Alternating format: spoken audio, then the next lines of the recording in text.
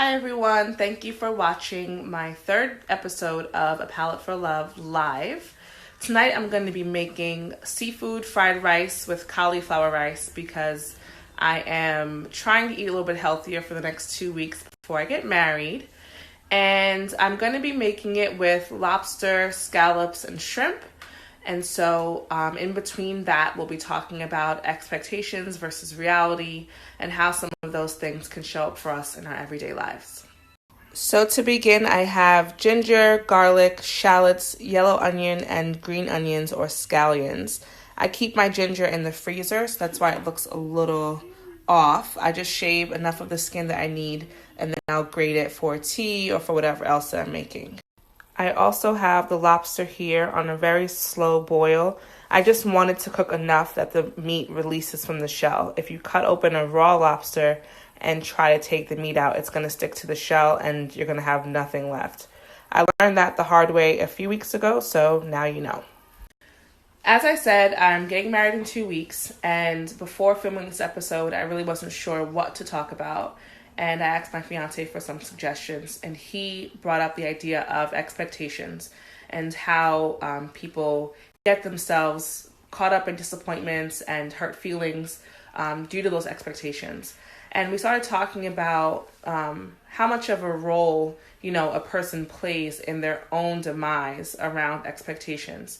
And I was telling him that in any relationship, whether it's a romantic relationship or a friendship, you're going to have things that you want, things that you expect, things that you're looking for.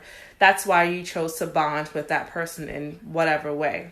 So I think it's almost impossible to not have expectations. But I also do believe that having the wrong expectations can and do lead to disappointments. This topic is something we've actually discussed for the last few months of our engagement. Because our wedding is coming up, we've dealt with so many different things over the last almost 2 years of planning, from families' feelings, friends' feelings, people that we expected to be there for us who have, of course, disappointed us, people who we never expected to come through for us who are being amazingly supportive and doing, going above and beyond. And it's been very disheartening, but I think we both feel like we're happy for this journey. We're happy to have learned who it is that we need to have around us more and who we need to distance ourselves from as we move into this next phase of our lives. Being married, we have a 4-year-old, so, we definitely want to tighten up our circle and make it so that the people that we're investing in are also investing in us. So the lobster is partially cooked as I want it to be, and I'm going to try to do this without burning myself. I want to show you how I break down the lobster, that way you'll know for your own future reference. Okay, so what I'm first going to do is take off these rubber bands here that I don't need because the lobster can no longer hurt me. And then I'm going to remove the tail first and then take off the claws and open up all the knuckles and get that meat out. There is meat in the body of the lobster.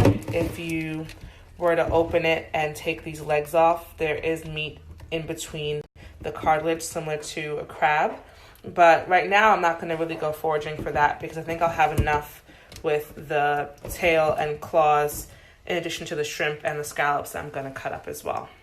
Okay, that was some serious lag time. The lobster was a lot easier than I imagined. I have so much seafood. I probably won't use all of it. And the reality is I also have a 4-year-old. So keeping her calm and quiet is not the easiest thing, but we're back. So I am going to start cooking the fried rice. It goes very, very quickly. It's very easy. You can use whatever vegetables you want to use. Traditionally, people use like carrots and peas and onions. I'm going to throw in some broccoli, peas, and I'm also going to, of course, include an egg at the end as well. And then we're going to plate it up and eat it.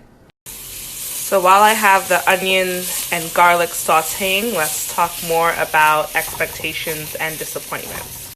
What I've learned over the last few months is that people are going to be people, and sometimes you have to let people be who they are without demanding or expecting too much. Again, that's impossible to not expect anything. But I think that sometimes because of how we feel about others, we tend to expect or assume that they feel the same way about us.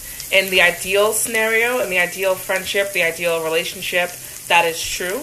But sometimes it's not. And I think realizing that this person doesn't consider me to be the friend I consider them to be, or this person doesn't value me or my time the way I value them and their time, can be very hurtful.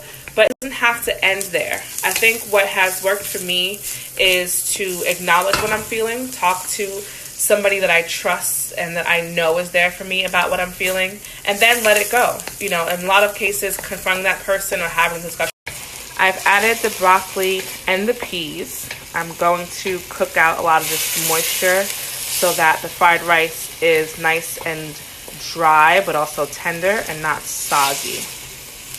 Something I always tell people is, don't change who you are because of what other people do. Just change how you treat that person, or change how much of yourself you give to that person.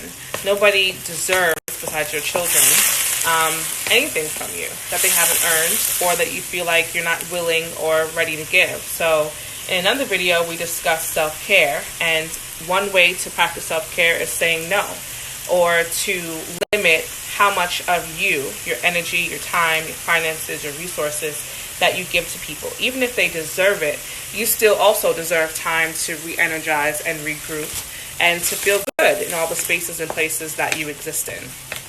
I threw in the cauliflower rice, and I'm actually going to put in a little bit more sesame oil. Sesame oil is really fragrant. I love it. Some people don't. But if you leave it out, I think that you'll find the sesame, or rather the fried rice, doesn't have that taste you might be expecting if you're used to fried rice from most Asian establishments.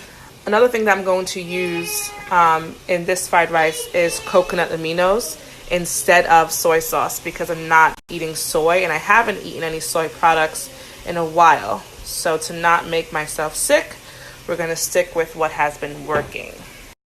Cauliflower rice and most vegetable rices have, again, a ton of moisture. So if you see, there's some moisture here as I spoon the vegetables away. And so I want that to go away before I add in the seafood, because again, the seafood is going to take some time to dry out and finish cooking as well. The shrimp and the scallops are completely raw. The lobster, you saw me cook just a little bit, but I wouldn't eat it at the stage it's at now. I did, though, find that cooking it just that little bit of amount made the meat come out a lot easier than normal. So thanks to A Palette for Love Live, I now have a new way of preparing lobster when I don't want to eat it in the shell. So thank you guys. I've created a little well here in the center of the rice because I want the seafood to touch the direct heat. That way I know it's cooking as thoroughly as possible. I did also add a little bit more sesame oil so that the seafood doesn't stick to the wok. My wok is not yet completely non-stick. I haven't had a chance to really season it the way that I should be. But I am, of course, going to season my fried rice. So I'm going to use some more of this roasted garlic, rosemary, and sea salt blend that you've seen me use before. And I'm just going to slightly season it. I wanted to use a seafood blend, but it has sugar and a lot of salt in it, so I'm going to stay away from that for now. My lobster is in. I put a little more seasoning on that as well. And now I'm just going to blend everything back up together before adding the egg. Doing the egg for a fried rice is really one of my most favorite things to do, cooking, period. I don't know why it brings me so much joy, but I think it's because I love Chinese food. And growing up, I used to always order fried rice, and I never knew there was egg in it. And then when I learned there was egg, I couldn't figure out how they added the scrambled egg in. In my mind, they cooked the egg separately and then threw it into the rice. But then I learned, I don't know how I learned it, whether it was from TV or someone teaching me in person, how it happened.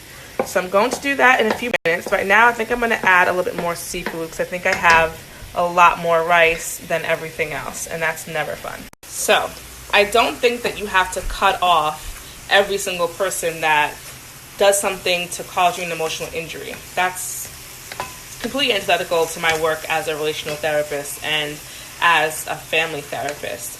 What I mean is that you have to know when to take your things and, move to the left a little bit. And that may mean excommunicating yourself from that person. That may mean taking their phone calls a little bit less, only seeing them when you have to. Or it may mean preparing yourself to have a series of difficult conversations. If you really value the relationship and you value that person, of course give them a chance and have the dialogue with them.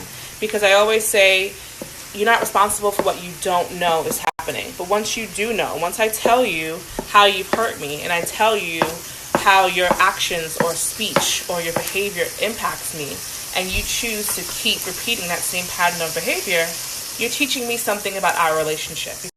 So I'm going to crack the egg in that same sort of well that I had created before to do the seafood.